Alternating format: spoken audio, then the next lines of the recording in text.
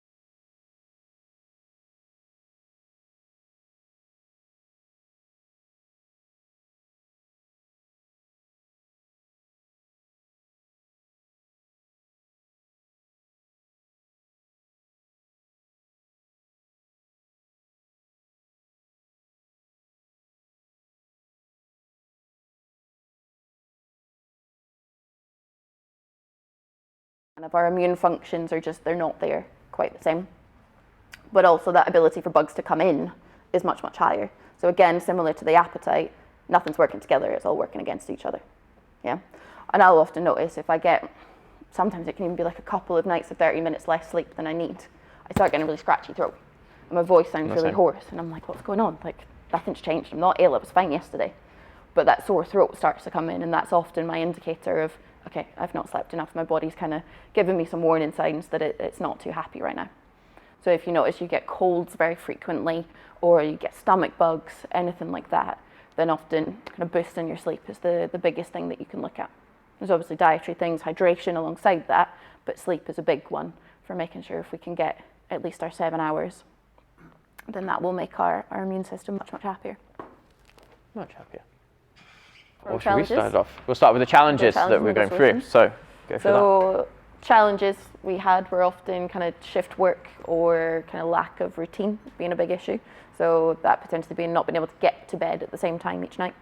And then the other thing was kind of potentially kind of in part lack of planning, or that anxiety around there's something on in the morning and how do I get there and where is it and what is this and what if this happens and what if that happens, and kind of the spiral that we often get into of, okay, where am I and what's going on?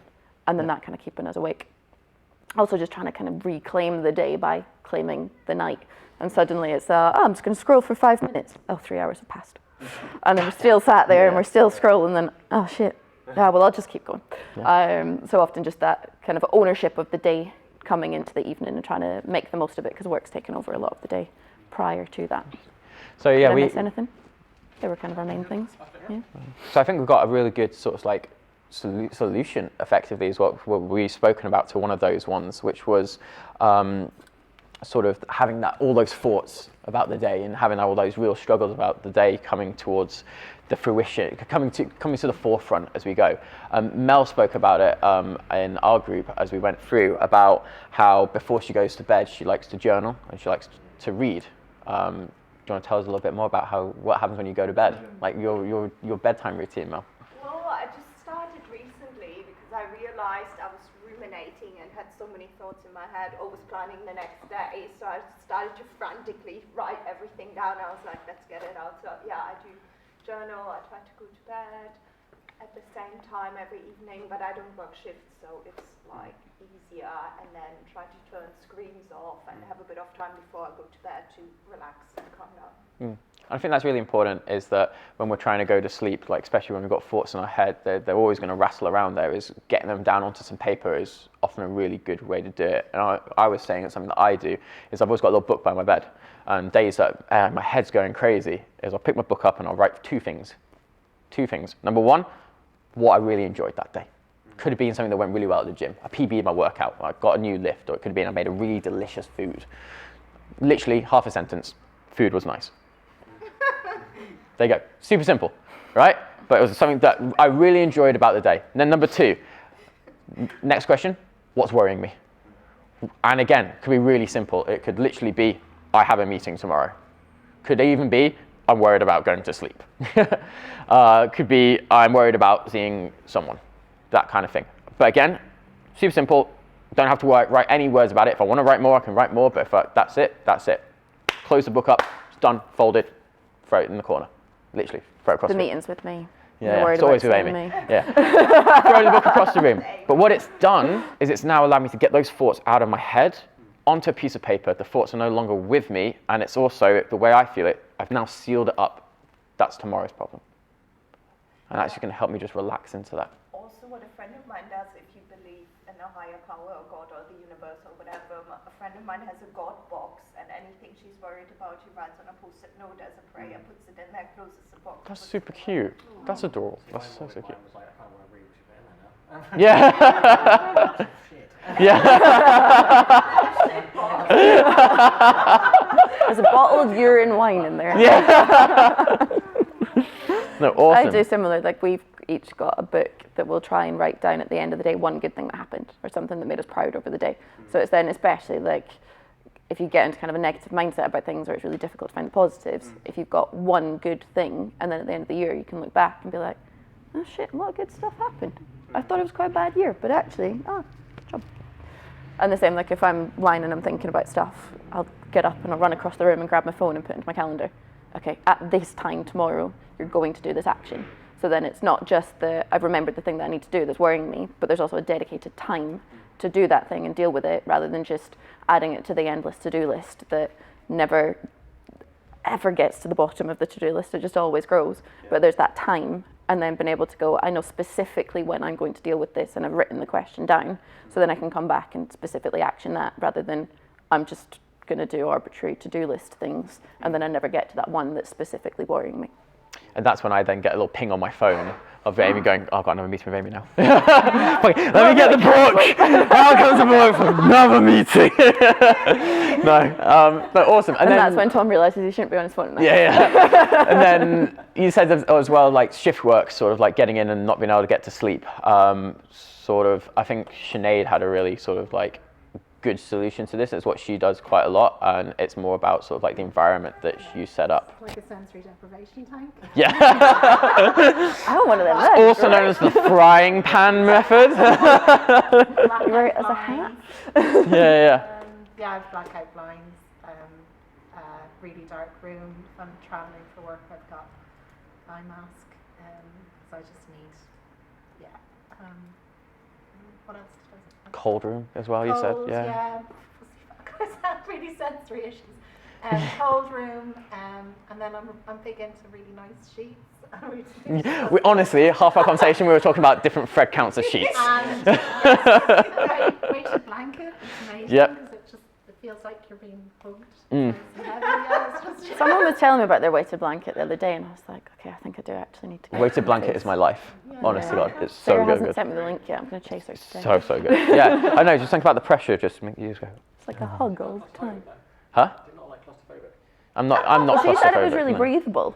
Yeah. I was like, oh, I didn't expect You know, this. it's kind of like, I know we're going off, but like, it's Yeah. because like in my head, it's like a flat like thing that you just like put on top of your No, skin and just kind of, not at all. No, It's just a lot of volume, right? no, they're not. because we were talking about too much volume. Yeah, they're okay. They're So alright. it's not like getting into an nudie and then you suddenly overheat, but you stay in there because it feels No, nice. they're very good. They're very good. No, I would recommend a weighted blanket.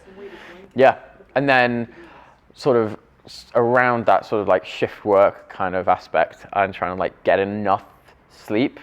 Kwok is very privileged, but he also works from home, and for a lot of us, we still work from home as well. And having sort of like, if we are sleeping, coming to bed late, having it earlier, like a later get up, is something that you sort of do as well, isn't it? And also, I think it's like, I mean, the big thing I learned last year is, you know, don't take work too seriously. Yeah. Right? Like, it will still go on, and you're okay if you focus more on yourself or prioritize more of your kind of own stuff. You know, it's more important, I'd say. So 100%. if you can, care less about work. Yeah. Got it. Yeah. Go away, guys. Yeah.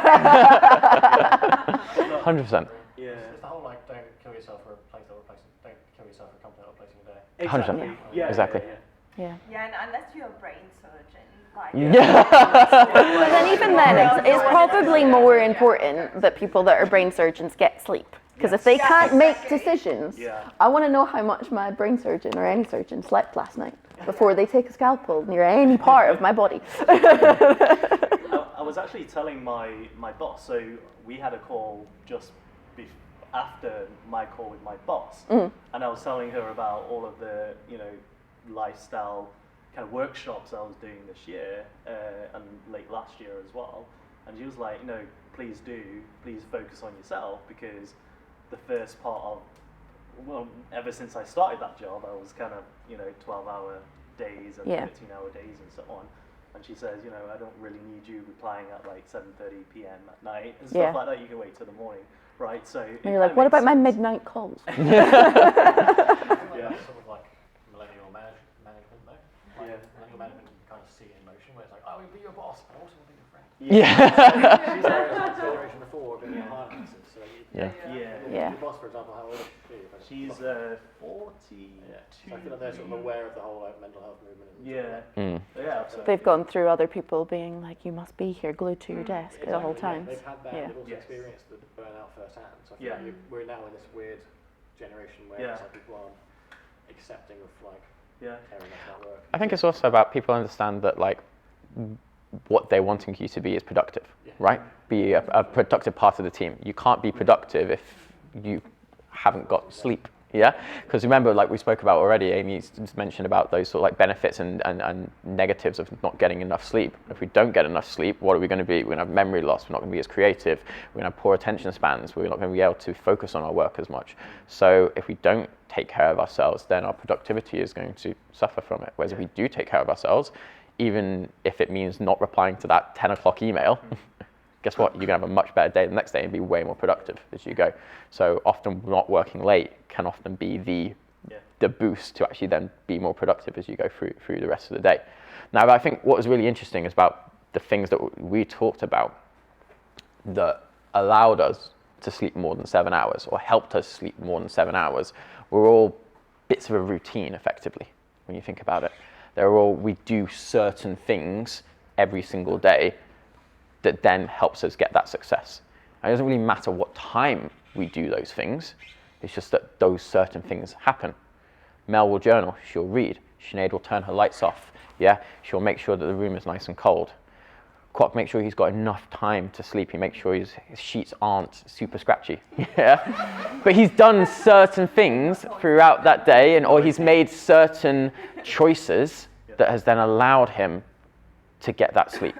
And that's really what it is at the face of it. So we make simple decisions or put simple things in place, habits that we always talk about, that then allow us to get this little golden 7 hours of sleep. And if we look back on some of the guys who might not get 7 hours of sleep, have a think about your sleep routine. What's missing? Is it going to be, hey, I don't do this or I don't do that? Or is it maybe over the course of the day, I just don't follow a routine? Or maybe my routine's a little bit off, or I have something that's going to keep me awake at night, in which case it's a little simple, easy fix. Nice. Oh, yeah, kind of to the point of like the sheets and having the certain things, like if you make that choice in your environment once because you know this thing makes a difference, then you're allowed to make that decision once to take that action, and then it will forever benefit you, rather than if every single day you have to make the decision between I'm going to go and sleep in scratchy sheets or I'm going to stay on the sofa for longer. Okay, cool, I'm going to buy nice sheets and I'm just going to get the hell into bed. So it's just what makes it kind of more appealing. The same like if we kind of sit on the sofa and we scroll, how can you make the phone less appealing, but maybe you buy a book that you really like and you keep the book beside your bed, or you buy blue light glasses, or you put grayscale onto your phone. So it's all less fun to do that stuff, or the impact it has on your brain is a little bit less. When should we stop switching off our phones or looking at screens before going to bed? Great question. Yeah. I would say kind of an hour would be ideal. Obviously for some people that's not entirely possible, but that in itself is a choice of whether we want to make that possible. But yeah, I would say an hour is a good amount of time, because it just allows your brain to switch off. That's kind of an hour before you go to bed, and now have chance to start to unwind and make sure that I'm ready to go to sleep, rather than, and I just want to think about it, it's like if you were to go and eat your dinner, you wouldn't just sit down at the table and expect yourself to be hungry. So you wouldn't expect yourself to go to bed and suddenly be like, cool, I'm tired, I'm going to go to sleep now. So it's that hour is kind of a good amount of time to start to be able to switch off, and the first action in that hour to unwind might be that I turn my phone off and then I do the face wash and I read the book and the doing the journal and all that kind of stuff. I have on my phone, I think you can set it on most phones, like a do not disturb. And my do not disturb goes on at 10 o'clock, like every day. And so my goal is to then be asleep by 11. So 10 o'clock, do not disturb goes on, no messages start popping up, I put my phone down to the side. Before that, it switches onto a red light mode, so that my blue light intake is going to be reduced. We're going to talk about that in a little bit, but that way I'm sort of getting into that environment of getting ready to go to sleep, then my phone's gone, and then I'm more into that environment of getting ready to go to sleep as we go through. Does anyone have like a watch that will buzz when you get messages? Yeah. So I put do not disturb on my phone and on my watch, but the more important one for me is my watch, because if my watch buzzes, I'll look in a second and it's right there. Okay, I'll go to my phone. Whereas if my phone, if it's on do not disturb, I'll still kind of casually scroll and check things. But if it's not coming up to alert me on my wrist, I'm less likely to go and open it up in the first place. So kind of both of them are quite important, or kind of that one being almost more important, then we can leave our phone somewhere else, but our watch is still attached to our wrist. Yeah, cool. So as little as 1 hour can make a difference in terms of our sleep. So there's been data that's been taken from when the clocks change. So when we get an extra hour or an hour less of sleep. And when we get an hour less of sleep, there's something like 70% higher rate of ambulance call-outs, car crashes, heart attacks, all this kind of stuff from 1 hour change of clocks. On the flip side, when we get an extra hour, there's a 70% reduction in the number of car accidents, ambulance call-outs, heart attacks. So the data has already been gathered by people higher up than us to say that an hour of sleep is really, really important. If we can find that hour somewhere, and that doesn't need to be cool, like that hour is fairly flexible. If we're currently sat, like I'm sleeping for 4 hours a night, and we're trying to get to 5, we're not saying go from 4 hours to 7 hours. We're going from 4 hours to 5 hours, 5 hours to 6 hours. But that could equally be, to begin with, I'm going from where I am to 15 minutes more. Because actually an hour, if we're not currently getting that, is quite a big commitment.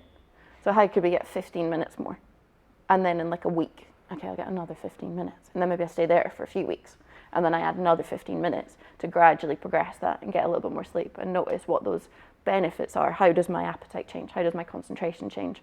Do I actually really want to get into bed now compared to before? Because now I've started to feel like, oh, I do feel much better.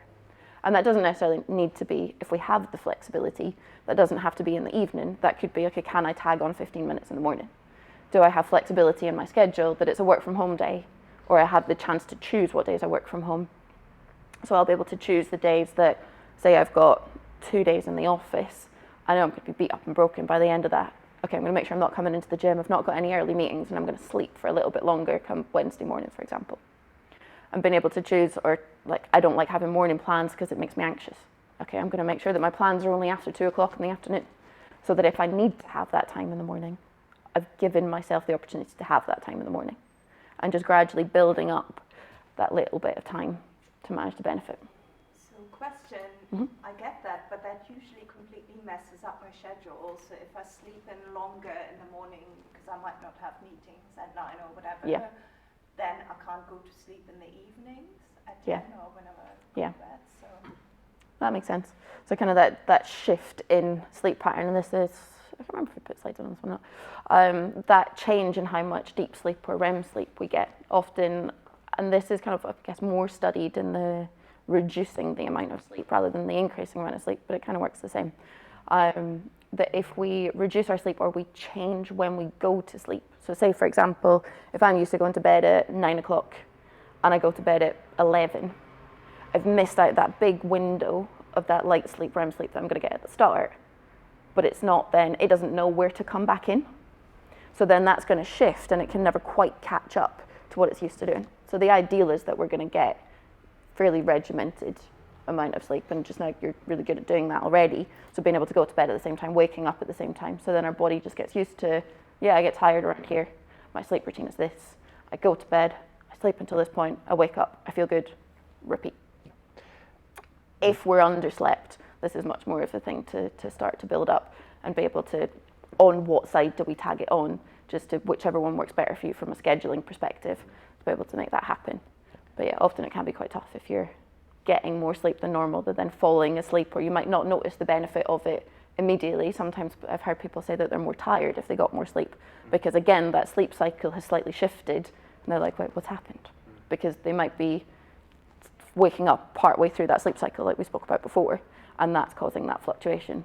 But do persevere with it and try and add on where we can. You've also all heard of the circadian rhythm, right? So our circadian rhythm is sort of like a 24-hour clock that's set within our body. Now, our body likes to function off this circadian rhythm, and it likes to stay the same. The body, as much as we all sometimes rebel against it, loves routine, all right? And as we go around that circadian rhythm, our hormones spike at different parts during the day. Now, when we want to go to sleep, we have spikes in melatonin. When we're waking up, we have spikes in serotonin and cortisol, different hormones, effectively what they do. And sometimes when we push that sleep on a little bit, that throws that circadian rhythm on out just a little bit. So then suddenly the body is like, okay, so we wake up in 12 hours, we're gonna then start to induce melatonin. All right, cool, then we're gonna start going to sleep. But now suddenly we've pushed that on 2 hours, the body's now gonna do it another 2 hours later. And so then I guarantee when you sleep in and you then want to go to bed in your normal time, you can't get to sleep, but 2 hours later, you're feeling absolutely fatigued and you drop off, right? Just because you've been pushed along that way. So what the body loves is routine.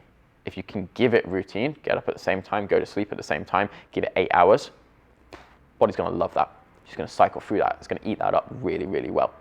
So the more that we can create a routine and stick to that routine, the better. Now shift work, guys, that's going to be a little bit tougher to do. However, what we can do is make sure that we are getting the same amount of sleep every single night. I think a routine is better. Huh? The inner child is jumping out and saying no. It just generally is, and I don't know where that comes from. I think it's I understand this so much. psychological than anything. I hate it, and I'll fight against it all the time. Have you ever read the chimp paradox? No. And it's all about, like, you've got your human brain, which is your rational side, and then you've got your chimp monkey brain. I live here. And so our human brain kind of wants us to do all of the, like, we make clear decisions, we're rational, there's a plan and we follow the plan. And then the chimp brain wants to jump in and be like, nope, I'm not doing any of this. And it's kind of, it will often rebel against the routine and all this kind of stuff. So if we've got those structures and that environment set up to make all of these things much easier, then it makes it easier to start working through those.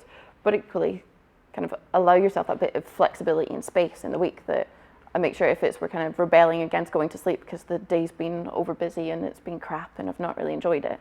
Okay, what's the thing you've already pre-planned that you're going to really enjoy come the end of the week? So at least you've got that kind of incentive to get through, that it's not just I work 9 to 5 and I go to bed and I do this and I get up and I train and I do 9 to 5 and I do this. So rather than it being super monotonous, finding things that bring some joy and bring some fun so that we don't have to fight each side of our brain quite so often. As someone who literally thrives in the chaos, having some routine is the best thing that I ever did. And having that routine was literally just the smallest simple things. And it was, like Amy said already, having a good book by my bed. That was it. I wanted to go to bed and read my book. And that's all that matters. Is it? It's a bit strong at the moment. It's okay. We're going to send the Godzilla in there and sort it out, you know? It takes time and it takes effort. Like all small things, it takes a little bit of effort at the beginning to make and put those things in place. But once it then happens, it then gets easier and easier and easier to do, and the chimp brain kind of wrangled itself around a bit. Don't worry, I still have flare-ups, but we're all good. It's just so easy to get out of it. I think that's what I find the hardest. I mean, this week I've actually been pretty good, but I think it's the weekend sometimes as well, and that gives me that bit more freedom, and then my chimp turns into King Kong, and then I can struggle with him. So, and then that knocks off into next week, because then Sunday I'm up late, wake up late or something like that, and then Monday then gets affected. You know, I can't get to sleep Sunday night, and then got to get up early. Get back. I think for them it's about identifying one thing that you can do, just one small thing. Making sure that that happens when you're trying to recycle back in. You make sure that that one thing happens, and then over time that one thing will turn into multiple things. So then even if you do lose that cycle, or you do lose that control over the day, if you do that one thing, it still puts it in your brain, okay, that one thing is then I'm going to go to sleep. No matter what time it happens, that's my one thing. And over time, when you then start doing that one thing, and if you want to then recycle back into your regular routine, you then do that one thing, and your body's like, okay, it's sleep time now. It's like making that habit. We all know Pavlov's dog. Like you do that one thing, and then your body's like, right, it's sleep time. For me, it's washing my face. Wash my face, cool, and I'm going to bed now. My body's like, right, let's go. And that's what I started off with. I always made sure I'd wash my face, get into bed. Before that, then I could have the most chaotic weekend, but I'd know, wash my face, get into bed. So when I recycle and reset that sleep routine, I just go wash my face. And sort of like put that in place. So if you get one thing, one small, simple thing, so when you lose control, that's fine. I'm going to do that one thing, train that in, and then I can get back into cycle as you go through it. So it doesn't make it complicated, it just makes it simple and easy to then recycle back into it. Spoken about this one, and we'll talk about more in a minute. And that kind of leads us very nicely onto sleep hygiene.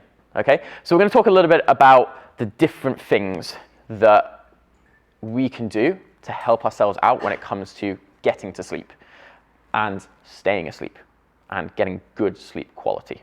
Amy's going to start with sleep hygiene. So we've spoken about this a bit already, or at least in kind of some of the habits we might do. So sleep hygiene is that kind of telling your body that it's ready to go to sleep, rather than the sitting at the dinner table and expecting to be hungry. I'm going to build up my appetite for sleep and my awareness that it's time to go to bed before we get there. So that might be a 10-minute process before we go to sleep. Or you might really like the process of getting ready for bed, and that's an hour, kind of depending on what it is that you like to do before going to bed. So that could be, like Tom said, something as simple as just washing your face. Have I got nice skincare products that I like to use before I go to bed? My sister and my mum love to buy me loads of different things to try at Christmas, and then suddenly I've got like 20 new skincare products.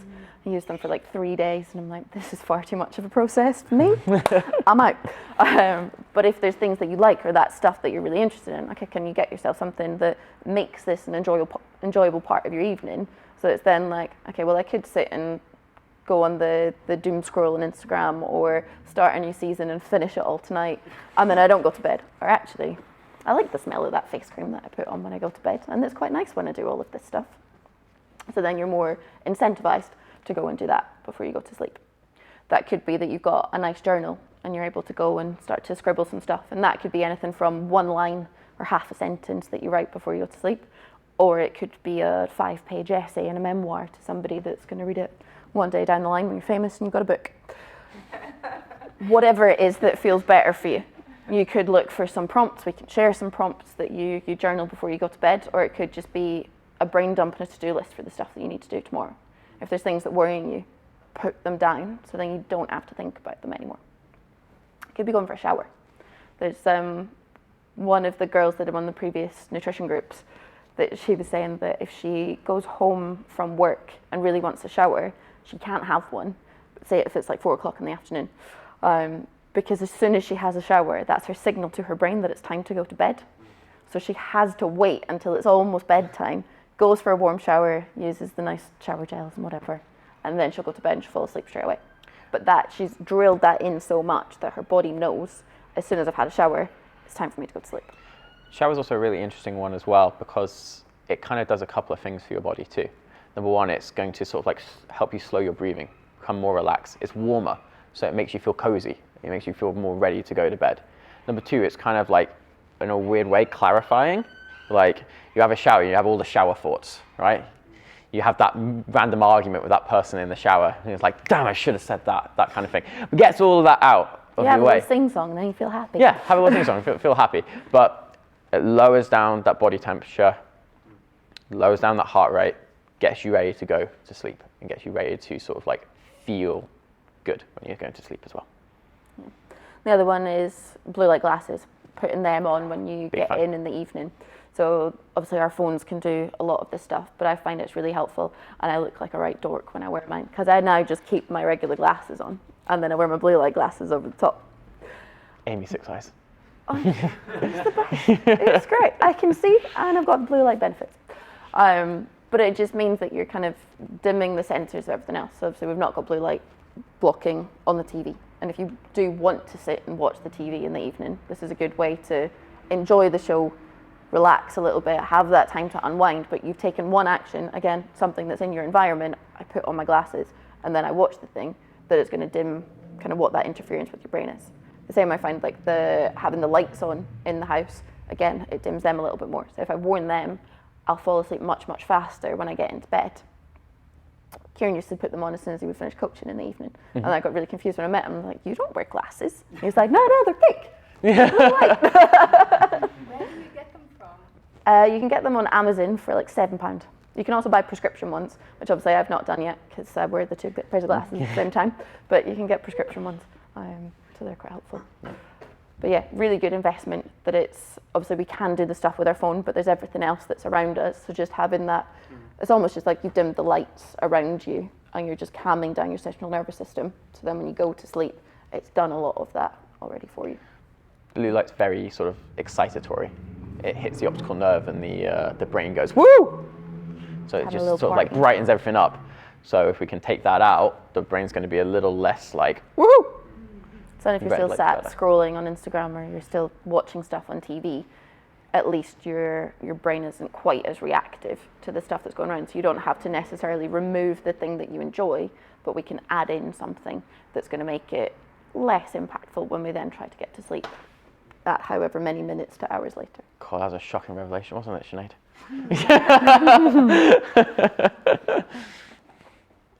Part number 2, sleep environment. Okay, where we go to sleep, how we go to sleep. Already kind of broached on it with what Sinead does. But when we go to sleep, we want to be in an environment that is conducive to that. We want a place that's not going to excite us and it's not going to wake us up as we go through the night. A couple of things that it needs to be. Dark, yeah? We don't want that light coming in, waking us up. Our body is really geared towards light, awake, yeah? Makes sense. Yeah, the light's outside, I want to get up, I want to go, the body is ready to go. It's kind of drilled in since we were cavemen. Light, awake. So we want to turn those lights off. If you can get blackout blinds, blackout blinds. If you're away at a hotel, Sinead's already said it, wear an eye mask. That kind of thing. A little hug for your face. A little hug I for your mine face. every night, it's great. There you go. So put yourself in a scenario where there's not going to be something that's going to wake you up. Light. Number 2, cold. Similar thing, all right? When the body gets really warm, it's really hard to get to sleep. It's the same thing when we're sweating. You know, when it's in the summer and everyone sleeps terribly in the summer because it's just super, super warm, you're sweating, you just feel uncomfortable. One day I will buy an air conditioning unit. Yeah, I'm we don't gonna have do them in it. the UK. Make it cold. Another thing that's going to help. Body temperature is going to reduce. What do we need to induce sleep? We've already spoke about it back in that non-REM phase. The body temperature needs to reduce. If the surroundings are really warm, it's then really hard to then get to sleep. But that's not to say that, you know, I'm saying get rid of your duvet because you'll get too cold. If you're too cold, it's also the bad thing. So you want to find that nice environment where it's just cold enough to let you drop off. Quiet. Big one. Trouble in London. All right. I know that people run down the streets screaming, shouting all the time, but you want a quiet environment.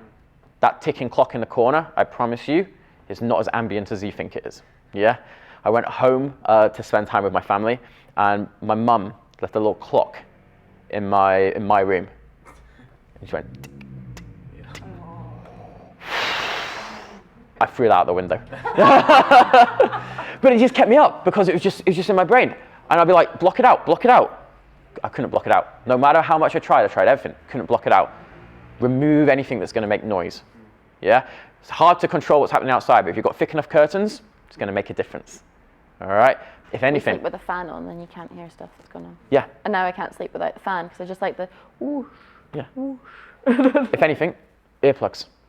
Yeah? Yeah, I mean, Sleep with earplugs in. what about white noise to Yeah, drown out white the noise noise? also works. It's, But you want something that's not going to be like aggressive to your surroundings, if that makes sense. There's an app. Kieran, can you remember the name of it? So it does, you can pick different pitches of noise. So it plays music and you can choose whether you want it to be for focus, or if you're trying to concentrate on a piece of work, if you're trying to fall asleep, if you're whatever it might be that you want to do. And it'll have different noises that will connect with different brain waves to then help you to fall asleep or to concentrate better. Or If you want, I could record a whole thing of Brain just me FM just or going, something like that. go to sleep. You want to sleep. What's the one? Is it Keanu Reeves and it's singing to his kids? I don't know. Oh, have you What do you want? Oh, what's the, right, I will find out. I'll send Yeah, you yeah. this. I It's can like the just- lullaby Yeah. where he's just singing to the child to go the fuck to sleep. If you want, I can record that for you guys. You know, we can get that. Very good. Finally, Brain FM. Yeah. comfort. It needs to be comfortable. All right. I don't know if you guys have, but I spent a good time at uni sleeping on the floor sometimes. Yeah, when you go see your mate, you end up sleeping on the floor and you get a terrible night's sleep. But you want it to be comfortable. For others of us, like myself, when I go to a hotel, the mattress is really squishy and the pillows are really squishy, terrible, can't sleep No at chance. all. Find the environment that works for you. Scratchy sheets, out the window, gone. Yeah, we don't want those. So, Get a good pillow. No I use texture. the orthopedic one that's got a curve in it because I can't Yeah. have a soft pillow. yeah. So for me, I need a firm pillow, I need a firm mattress, and I need something that's light that can just cover me. Yeah, I don't like a really thick duvet because that weighs too much, and I'll have my weighted blanket because then again it gives me that sort of comforted There's a total environment. contradiction, Tom. Light sheet, weighted blanket. It's about the thickness of the volume. It's about the volume. I No, can't I have like the to be in volume. I wish I they need- invented duvets that one side was thick and the other side was thin. Because I like a chunky mattress and Kieran does not. Duvet. But find something that is a comfortable setup for you. Nice comfy pajamas also works a real treat. Clean sheet day is always the best day of the month, isn't it? Yeah, best day of every 2 weeks if you're in my household. Yeah. You've got that too, right? The month? The month? Yeah, How it's often? like, hey? Well, I wash my bedding every 2 weeks. Yeah. But, you know, it's always the best day. So, wash your I could do bedding. it every day. It would be cool, Yeah. But I don't have time for that. But it's always the best day. So if you can, put yourself in a scenario where it's nice, comfy, clean, feels really, really good. Find an environment that works for you that allows you then to drop off and go to sleep. Always one that works against you. There's also like going back to the cold one. If you have the budget, there's fancy mattresses that you can set the temperature. Neil was telling me about these. Oh, I really want one. I did look at it. Yeah. They There's use an app AI. that can control it to be able to determine how hot or cold it is, and you can have a different temperature on each side of the bed. How dumb the future is. I'm so excited. I'm going to be so poor. But all of these cool technologies to make sure that we sleep better. It's great. No, self-cooling mattresses. Slightly warmer than the other half. Technology goes in the weirdest places. Yeah. It's going to be great. I'm going to have a sleep Who would have robot thought, soon. you know, all this, this streaming and that, and then come up with something as insipid as TikTok. Yeah. So you're a big fan, yeah? Follow us, no, I'm teasing. So we've already talked a bit about this, but our sleep routine. So I think the first part of this comes down largely to boundaries and being able to say no to things, or just having firm, these are the hours I work, and saying no past that point. And obviously this is harder for shift work, and I fully appreciate that one. As a coach, it's probably the hardest bit to be like, I will just stop here. And then someone's like, oh, I want to do a session there. I'm like, okay, fine. But having kind of our set work hours, and say that's 9 to 5, but okay, sometimes things come up. But actually, okay, do I have an upper limit on when that might be?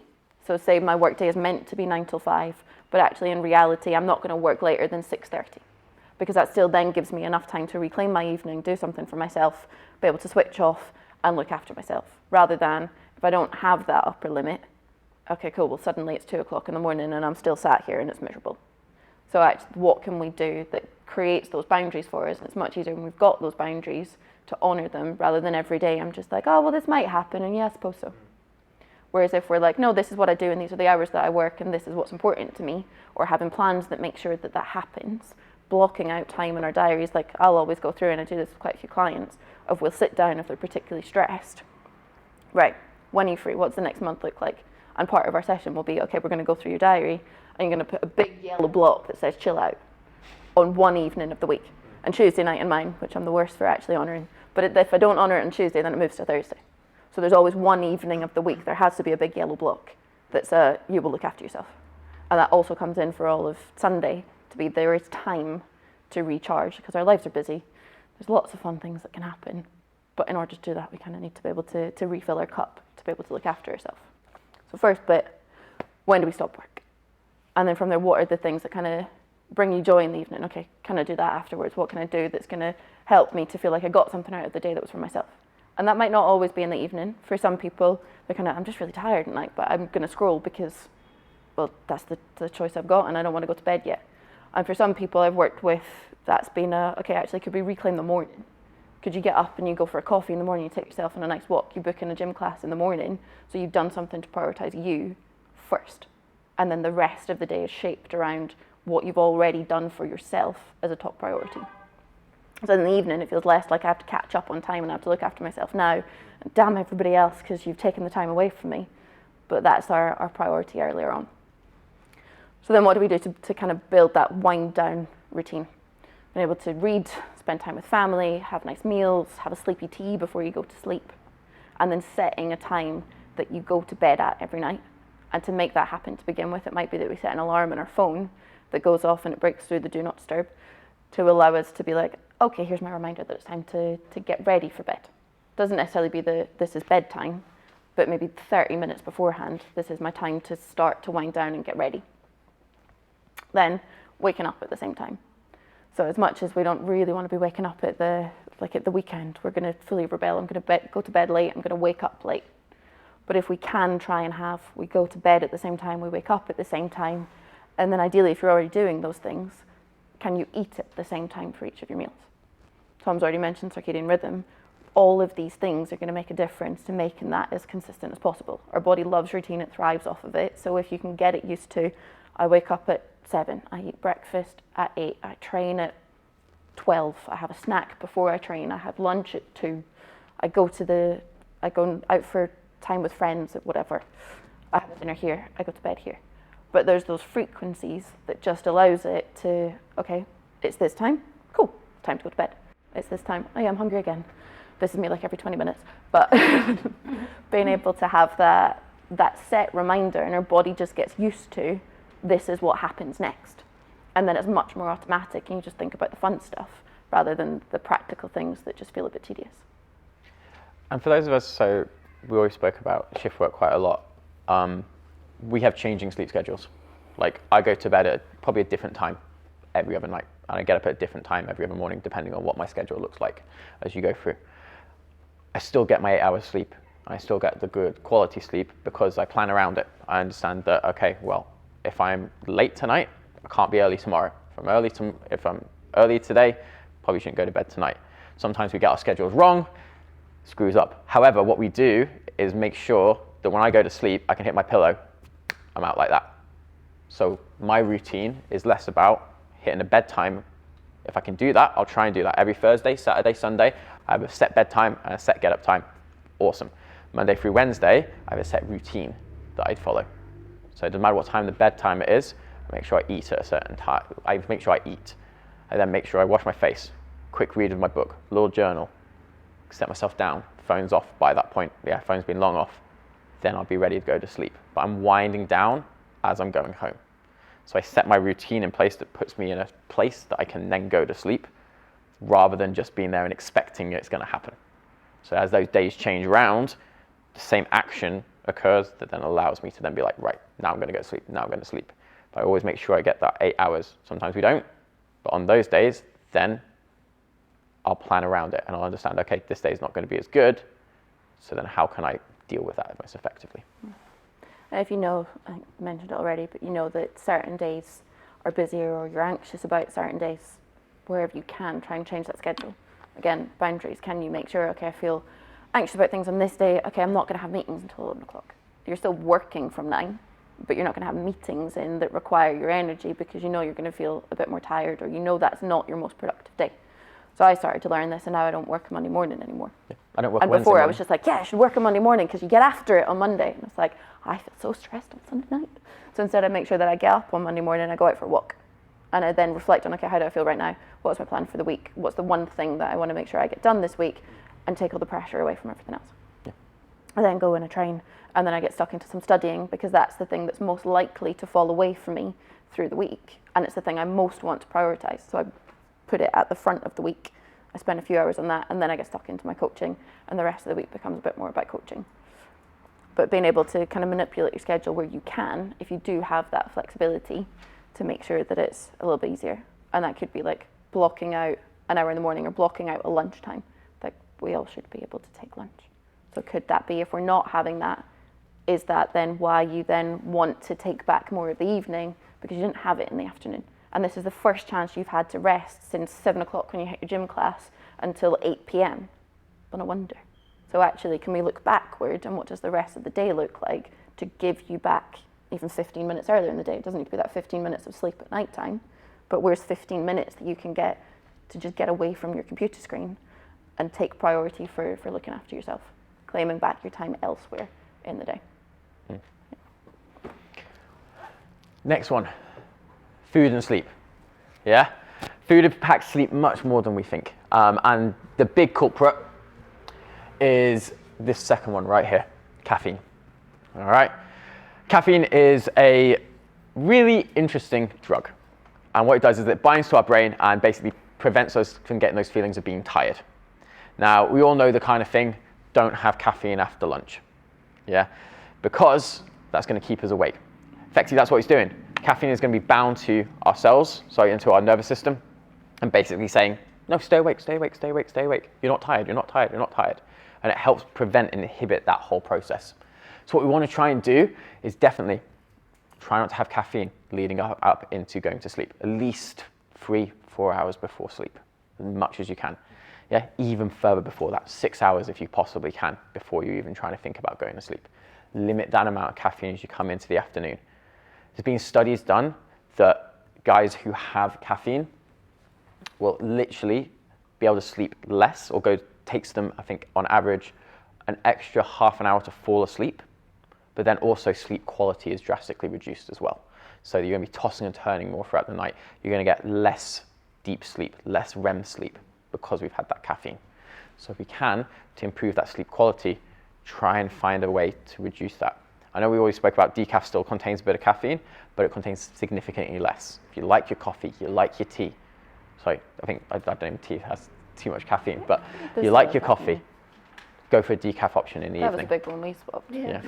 Honestly, I've never thought that Sinead was going to kill me so quick. That's when I said swap your tea for decaf tea. She was like, I can't do this. I won't do this. But a week later, she was like, okay, I see. Understand as well that you get to a late night evening and you're like, okay, well, I need to stay awake because of work or this kind of, or other situation. I'm going to have a caffeine drink to keep me awake. Why do you need that caffeine? All right, is it the caffeine that is actually going to allow you to stay awake and keep you boosted? Or would it be a much better option to have a little bit of food? Yeah, get some energy in through what you're eating. Maybe have some ginger. Yeah, that's going to keep you awake a little bit longer. Or water. Have some water. Yeah, change that out for something that's going to give you something rather than fake sleep. Or sorry, fake awakeness, effectively.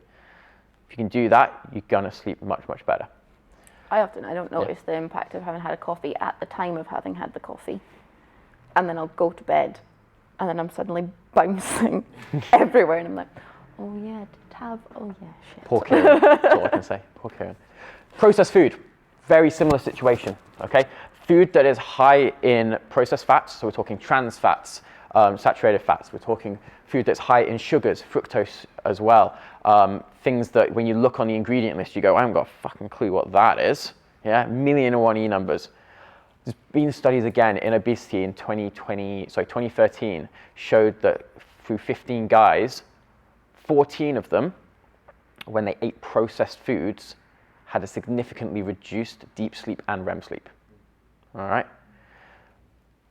Reduced sleep quality. They were able to sleep exactly the same length of time, but they woke up way less rested. They woke up with worse attention, worse appetite control. They weren't able to focus as well when they performed tasks. Their whole sleep quality was significantly reduced as they went through it. So what we can do is opt for more whole foods. That's then going to give us a better quality of sleep than eating processed foods, especially close to sleep as well. So if our diet is high in foods that you look at it and it's got an ingredient list on the packet, and then we're wondering why we're struggling to sleep, have a look at what you're eating a little bit more there. The same, like guys already said, they wear a watch to track your sleep. So I often notice if we go out for dinner, so any food that I've not made myself, if I go out for dinner more so than lunch, I'll then have my stress data. My heart rate is much higher. It won't drop until where it would normally drop at 10 p.m.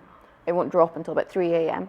And it takes all that much longer to get into a good rhythm of sleep and my heart rate come down before I'm then able to get a good sleep. And the only difference is I've gone out and had one meal that I've not cooked by myself. So it's then kind of the choices that you can make when you're out for that meal. And that's exactly the same with sugar as well. When we eat lots of sugary foods, we get all hyped up, and excited. It's exactly the same thing. The brain's going to be pumping. It's going to be going. It's our brain's main source of fuel. We all know what it's like when you had a bag of sweets and you're trying to go to sleep and you're there your hands are doing this. Yeah, exactly the same thing. Reducing that amount of sugar close to bed can often then will allow us to get to sleep easier, quicker, and have better sleep as we go through it as well. That doesn't mean don't have a nice treat every now and again, but be conscious about eating a whole bag of Haribo before you go to bed, that kind of thing. Finally, eating late. Now, this is something that I do a lot, so I can tell you exactly what it's like. When we eat late, we're going to be in a situation again where our body is now full of energy, full of fuel. It's also going to start digesting that fuel. So if you're going to bed straight away after that, it's going to be harder to digest that food. We're then going to be more awake because of that energy is now going to be coursing through our body. Going to be leading to more acid reflux, indigestion, that kind of thing, where if you're going to sleep very close to eating. So what we'd recommend is, if you can, try and eat 3 hours prior to going to bed. Oh, you're mean, I say 2. 2, 3. Yeah, 3 hours before going to bed. That's going to give us time for our food to digest, leave the stomach, enter the lower intestine. If we've eaten enough fiber as well, that's going to be slow release. So it's going to allow us to then sort of like spread that energy out throughout the evening. Plus, you probably digested those sugars because they digest really quickly. 3 hours, that sugar will have digested, be fueled into your bloodstream and gone into your muscles. So you're going to be feeling much, much better, much more able to go to sleep, and having that blood pressure and that blood sugar high, keeping you awake as the whole time. If you eat 3 hours before, it also allows you then time to just reset, relax, enter that restorative state that gets you ready to go to sleep. However, if we eat super, super, super close, yeah, we're just going to have to expect that we're going to have a little bit more indigestion, and that sleep is going to be impacted by that because you're going to wake up, you're probably going to need to pee, you're probably going to need to go to the toilet at some point. So if we can counteract that, so we can stay asleep for longer, brilliant, that'd be awesome. But if I eat too early, I'll get hungry again before going to sleep. I was just about to say, on the flip side of that, kind of often if we don't eat, one being eating enough through the day, and then we can often wake up through the night can be a thing. So if you notice that you wake up quite often, that could be either make your dinner slightly later than it currently is, or slightly adjust your portions to make them a tiny bit bigger, just so that it's not then we've got so much time, or our meal has been really small, and then in the middle of the night our blood sugar drops, and then we wake up. Mm-hmm. So that can be quite a common one, is we've just not eaten enough overall through the day. So that can be a small tweak to just play around with to make sure that we stay awake Don't want to stay awake the whole way through the night, stay asleep the whole way through the night. Yeah. Yeah.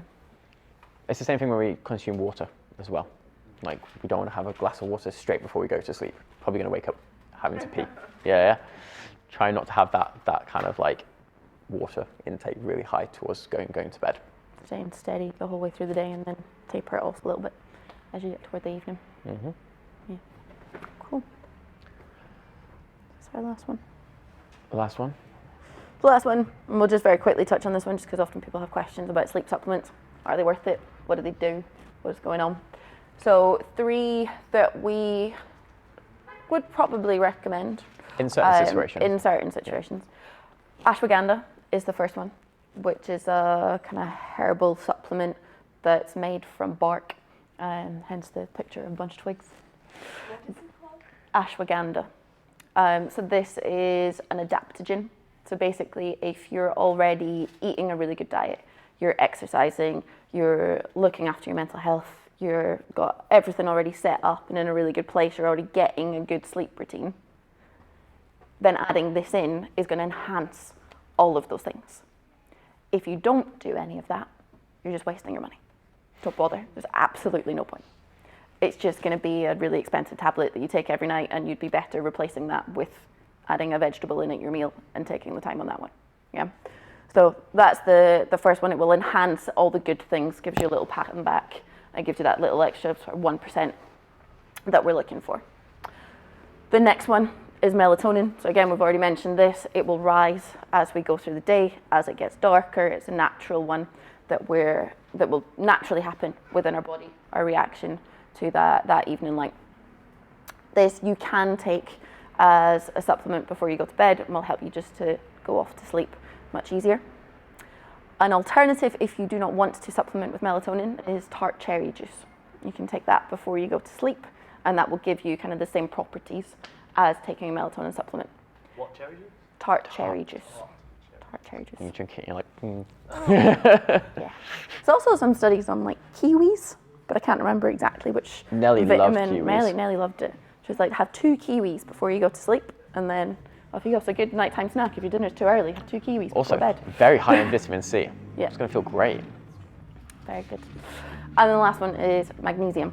So this is a good one, I think, particularly for women. So this is one that I supplement with. So I'll have a zinc and magnesium supplement before I go to sleep. Partly the zinc helps with painful periods, so it's a good one to include. And magnesium will help with your muscles, with your bones. It also helps from cognitive function perspective. There are 3 kinds that are helpful. I've written them down because I always forget. We've got magnesium citrate, magnesium glycinate, and magnesium malate. So there's 3 types that will help with your sleep. So this just helps to kind of calm the brain down. Often you can end up with kind of more vivid dreams with all of them really, because it just forces you into that deeper sleep, into that REM sleep. So you'll notice a lot more of having your vivid dreams of the night. Again, kind of pictures there show you a few of the different foods that you can get this from, so you don't have to supplement with a magnesium tablet.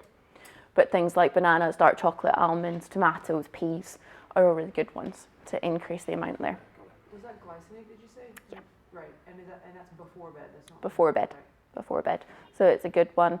I would say particularly for women, it's a good one to supplement with, looks after our bones, and good for mental health. So a lot of people that suffer with anxiety and depression, this is a good supplement to include. But again, that just adds to the sleep is a really good thing if you struggle with anxiety and depression, to help to kind of ease that. Yeah. The last bit often is kind of the action of taking something like one of these. That is the bit that we find helpful. We've taken that action before we go to bed. Oh, I've taken my ashwagandha before I went to bed. I'll definitely fall asleep then. But actually, if there's something that we do, like the washing our face, that works as that similar placebo, that then costs us less money, makes us cleaner, it's good for our hygiene. It costs less money. It makes our sleep better. We chill out. It's just nice. So that could be the thing that we try to add in. That's a similar, I've got this action. So if that action is I take this sleep supplement, it could equally be any of the things that we've already spoken about, just to help you relax before you go to sleep. And as with all supplements, they're supplements. Yeah. Obviously, if we can do these things through our diet or through our routines for daily habits, that's going to be awesome. But if we need some help, then these are, options we can take, especially if we're coming in from jet lag. Like we spoke about this recently, me and Amy just spoke about it together, that when you're coming back from foreign countries, especially if it's a high amount of jet lag, can often be useful to supplement with something like melatonin for a couple of days, just to help yourself get back onto your sleep schedule and then go back to your regular routine, but rather than becoming reliant on that melatonin. And also cut out caffeine as much as humanly possible. Yeah, but trying to take a slightly different approach than when you're coming back into that normal sleep schedule, and so we don't become reliant on something to help us sleep, because then we get into that panic state of, well, I didn't take this, so I'm never going to be able to sleep. Well, you are. You're still going to sleep. So find the routine that works for you, and then you can supplement on top of that routine to then help you succeed even more. Any questions? We said many things. How long before bed do you take supplements? I'll take them just before I go to bed, but anywhere from like kind of half an hour before, so it gives it a bit of time just to kind of kick in. But yeah, that's part of our routine. Like we'll come in, open up the bedroom window to cool down the bedroom whilst I go and turn on the heating in the living room. Grab the blue light glasses, eat dinner, have vitamins whilst we eat dinner, and then have all of our vitamins once we're finished, watch a little bit of TV with the blue light glasses on, wash my face, go to sleep. So just build in those kind of little things that's from when your workday finishes through to where you are. So what if I have like some of this in place in terms of a routine, but I still can't go to sleep, like when I'm lying there trying to fall asleep, what are the best strategies to help me go to sleep if I'm still in bed like 2 hours later and I'm like, I just can't? A couple of things you can do. So if it's kind of 2 hours later, get out of bed. Okay. Get up and go and sit on the sofa or go somewhere else. So you don't want your brain to associate bed as a place that you go not to sleep. So the more that you allow yourself to lie there and fret about, we've all had those nights where it's like, it's this time, if I fall asleep right now, I'll be able to get this many hours of sleep before I have to get up tomorrow morning. And then you spend the next 3 hours looking at the time. You're like, oh my God. The best thing to do is get up. Like if that's you go and journal on the sofa, maybe there's something that's bothering you at the back of your mind. Can you start to scribble, read a book, get a cup of sleepy tea, a glass of water, and just have something that takes you away from sitting thinking about whatever it is that's bothering you, or just lying at the ceiling and fretting. Equally, if you're awake but you're not so stressed about it, lie there with your eyes closed. Do some breathing exercises, because lying there and resting and having your eyes shut is going to be as beneficial as light sleep. You're still managing to recharge your body. You're not running around and doing lots of things, but just lying there with your eyes closed and being peaceful can be helpful. And the other one that I'll often do is sleep meditation. So I have the Calm app on my phone, and I'll go onto that and I'll put on maybe a 5-minute meditation, depending on how I feel. Sometimes it could be a 30-minute meditation. I have found I'm much less effective with 30-minute one, and if I put on the 15-minute version, I will fall asleep 7 minutes in. But as soon as I went longer, because I was like, oh, I quite like what she's saying, I'm going to listen to more of it. And then I heard all of it. And I was like, no, this was not worth the investment of my time, because I'm still awake. So then there's kind of some studies on if you're trying to concentrate and actively trying to stay awake and listen to something, it forces you to fall asleep, because you really want to be able to listen to the thing. So I was often Gilmore Girls or The Notebook. The Notebook was one I used to put on Netflix and put my phone over on the other side of the room, turn it really low, and the light on the phone to like the dimmest it could possibly be. And because I knew pretty much every word of the first 2 scenes, I could listen out for specific bits, and the more I tried to stay awake to that specific bit, I'd be asleep by the time they got to the opening credit song. Because it was just like, well, I know what's coming, rather than being something that I'm excited about waiting to see. And I'm like, I'm going to listen, I'm off. I pretty much know Rick Dwarf season 1 but I just keep them on just because I can, you know it, and you just tune out to it. For me, it's How I Met Your Mother.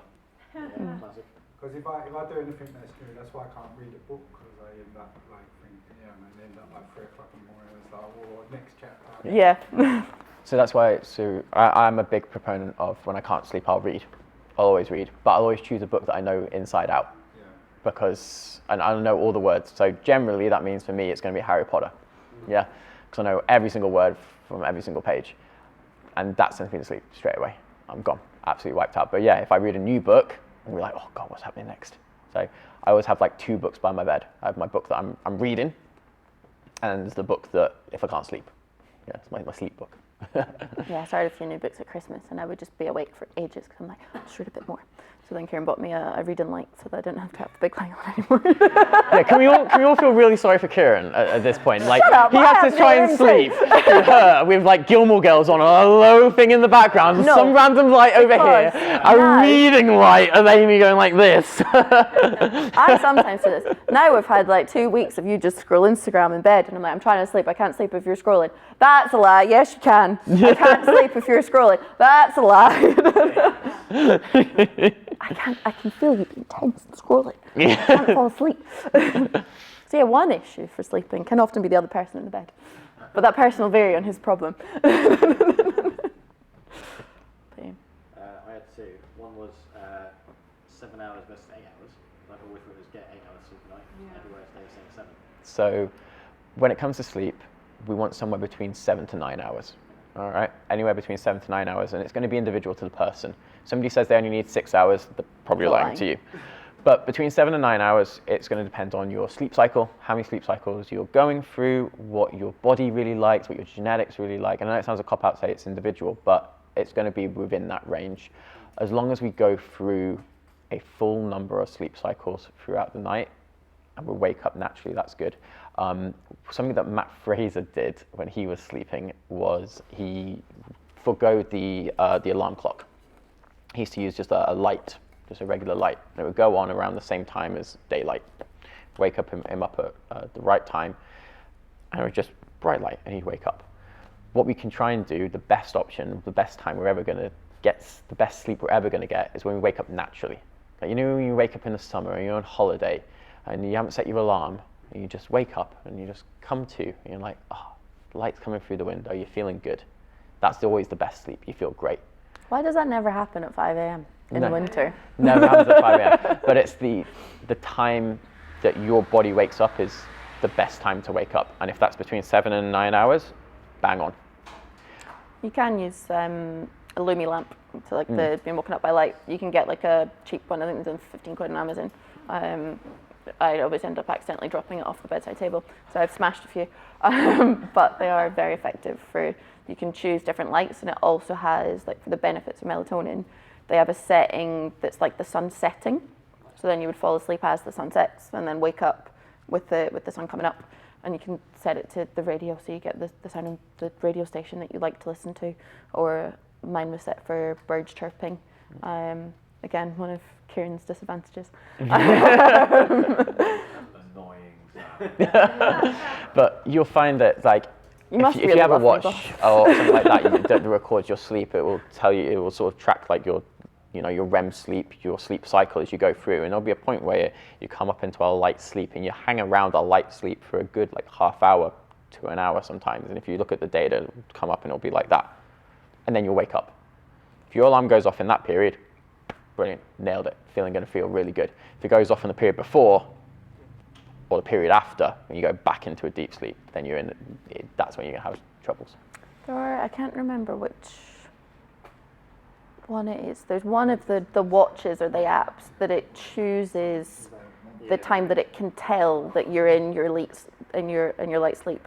So it will start to kind of lightly buzz on your wrist to start to wake you up, and then gradually as you get toward the time that you're meant to get up, it will then be much more aggressive about the whole process.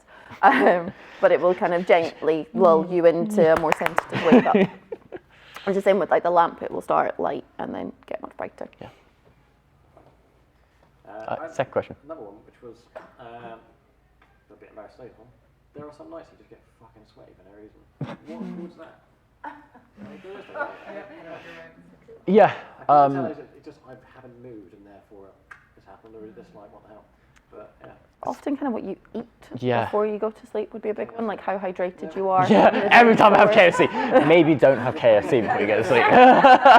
If I have sushi, because then I have loads of soy sauce, so then I'm dehydrated, and then I'll wake up really hot and really dehydrated repeatedly through the night. And the same, like if I have fried food, then I'll wake up quite a lot if just I need water. I would imagine probably. So it's not like a sort of too much of something or body's lacking something, it's just kind of individual? Or... So it could be a couple of things. Number one, it could be your sleep environment. As a start, some days are warmer than others, right? Sometimes the heating's on, and sometimes your roommates put the heating on without you realizing it, and they touch the sacred thermostat, and it's awful. Could be that you've added some blankets, and suddenly you're going really hot and sweaty. That. Other options, just like Amy said, it could be what you're eating. Remember we spoke about that processed food? Yeah, high amounts of processed food that are high in fats and sugars are going to cause a greater sort of like metabolic response. So your body is going to warm itself up much, much more. That gets trapped into the covers. Guess what? Vicious cycle. You're going to get warm. Your body's going to want to cool itself down. Other ones as well, stress. If you're really, really stressed, your body is going to react in a similar stress way. It's like, you want to go and have a so you're going to go talk to a girl, really, really hot girl, right? And you want to say and make a good impression. You're going to start sweating, right? Yeah. But you are. You're going to get nervous. You're going to get clammy palms. And you're probably going to start sweating. Yeah. You get stressed. Yeah, you get stressed. It's the same when you go sit an exam, or you're going to do an exam, or you're going to do public speaking, and suddenly you get all like this, and you start sweating. And you're like, oh my god, the pit saying, that kind of thing. When you're really, really stressed, your body is going to react like it's stressed. And what's it going to do when it's stressed? It's going to raise your heart rate. It's going to raise your body temperature. It's going to make you sweat because it's going to anticipate you're going to be in a fight, even though you're asleep. It's going to do the same thing. I've had a really bad dream. So it's a combination of a lot of things, but have a look at your stress levels. Yeah, especially when you had a really sweaty night, you've probably been tossing and turning a lot. Probably a lot's going to be going on up here. Have a look at what you ate. Have a look at your sleep environment. Yeah. Yeah, like the processed food or the alcohol, the sugar, that kind of especially. stuff will also have a stress response in your body. So it will feed into that kind of similar area. Yeah, but alcohol as well is a good one. Like, it's always hard to sleep when we've had a lot of alcohol. Yeah, we all know that. When you wake up and you're like, God, I slept dreadfully after I had a drink. Do you know what you mean? I sleep perfectly after. Yeah. And it's exactly the same thing. You probably end up tossing and turning a lot more when you've had a drink. It's exactly the same thing. Doesn't alcohol sort of, isn't it? You You don't. Go comatose as opposed to Exactly. sleep. You'll spend more time in light sleep when you drank a Walking lot of around and alcohol, stirring. and in like say a fake sleep, rather than actually being in a full deep sleep or a REM sleep. As you go through, or a lot of time you'll bypass that deep sleep. You might get some REM, but you're going to bypass that deep sleep because the alcohol in your system is a toxin. At the end of the day, it's going to have a toxic effect on that. Any other questions? Go now.